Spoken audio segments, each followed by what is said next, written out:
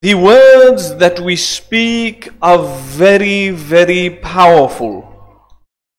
How many children have become orphans because of a word that was spoken? How many women have become widowed because of a word that was spoken? Families torn apart completely because of something that a man said.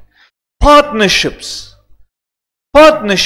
dissolved and ended after years and years of building that partnership. You find it comes to an end. Friendships completely gone. Years and years of developing that friendship, you find 10 years, 15 years, 20 years. A person knows another man, and all of a sudden that friendship is gone overnight. Why? Because one of them said something to the other.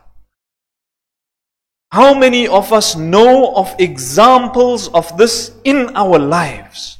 Our tongues are literally a serpent if we don't harness them in.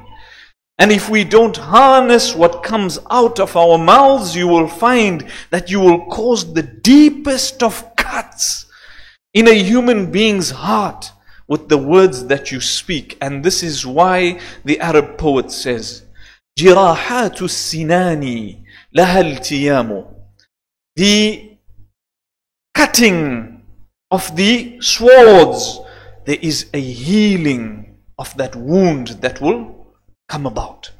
So you will cut the person, yes, and there will be a healing at the end of it, and that wound will go away. وَلَا يَلْتَامُ مَا جَرَحَ اللِّسَانُ. And it does not heal that which the tongue cuts. When you cut a person with your tongue up, then wallahi that person in most cases will not forget. They may forgive. They may decide to let it go, but they will not forget. Because your tongue is something that Rasulullah sallallahu alayhi wasallam tells us, "Man kana yu'minu billahi wal yawmil akhir." The one who believes in Allah subhanahu wa ta'ala and the last day, فَلْيَقُلْ خَيْرًا. So let him say a good word, أو ليصمت, or let him keep completely quiet.